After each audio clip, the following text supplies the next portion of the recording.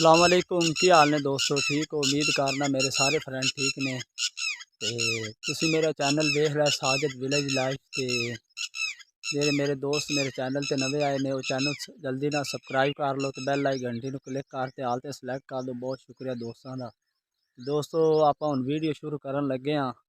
तो वीडियो सिर्फ एक मेरा दोस्त लियाकत ते उनकी कनक आप वेखन आए हैं तो दोनों कनक वहाने तो कनक माशाल्लाह तकरीबन बस 2-4 दिन लैंदियां ने। ते उनके तो चलते पुछने भी की खुराक पाई है। ते इस कनक की मैं पहला भी वीडियो पा चुके हाँ। ते अज फिर आया मैं। अज तकरीबन पक्की खली बस लैंदी कोई 2-4 दिन। मेरे पिछे खड़ी वेख सकते तुसी।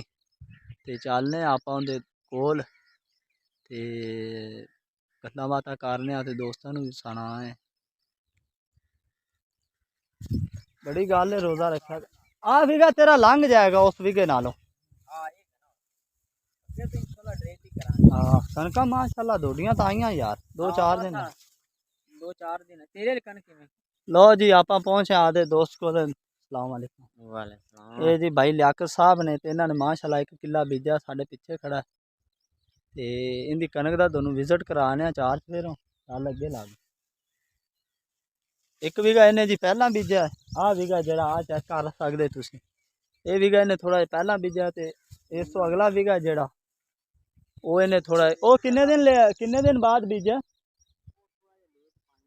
5 दिन का वक्फा है। वो भी बीघा दोनों बखाने।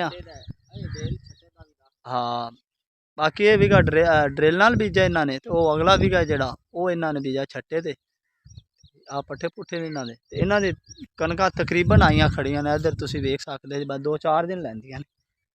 चलने दोनों फिर अगा जाके बखाने दोस्तों। हाँ लो जी आ बीघा आ गया। ये बीजा इन्हें भाई लियाकत ने थले बैठो थले ये सही आ छट्टे ते तकरीबन ये भी माशाल्लाह ठीक है। बीघा माड़ा नहीं है।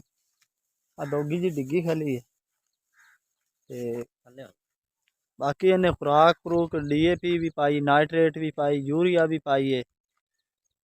ते पानी किन्ने लाए ने 4 पानी लाए ने।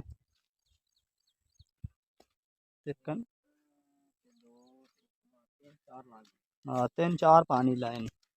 सारा पानी तैयार होगी माशाल्लाह कनक। कनक दी तक शक लाई किन्नी हो जाएगी तक लाई 40 तो ऊपर ही हो मेरे हिसाब नाल तो 50 मन होनी चाहिए कनक। 40 तो ऊपर जिमें कनक की कंडीशन है ना 50 मन होनी चाहिए। 40 तो ऊपर 50 हो सकता 50 तो भी लंघ जावे भी नहीं हाँ पता ये थोड़ी कनक कई बारी ना इतनी सही कनिया कनक 50 तो भी लंघ 52 नहीं ऐतकी कनका का झाड़ चंगा माशाल्लाह मारियां नहीं पैंदी। पक्कियां ने ते खुराक रो पानी हाथ से आम है। हाँ पता नहीं है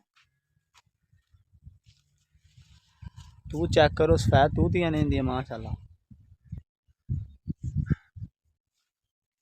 तूतियां भी ठीक ठाक लगियां खलियां चुंड ते हो उदा छड़ चल। हाँ नहीं जाना ऐसे देख लैने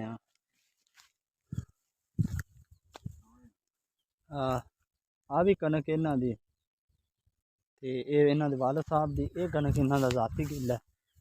आप ही इन्होंने बीजी माशाल्लाह कनक ठीक है। सिट्टा भी ठीक है तो चेक कराने थोड़ा जा नज़दीक हो तो सिट्टा चेक करो माशाल्लाह।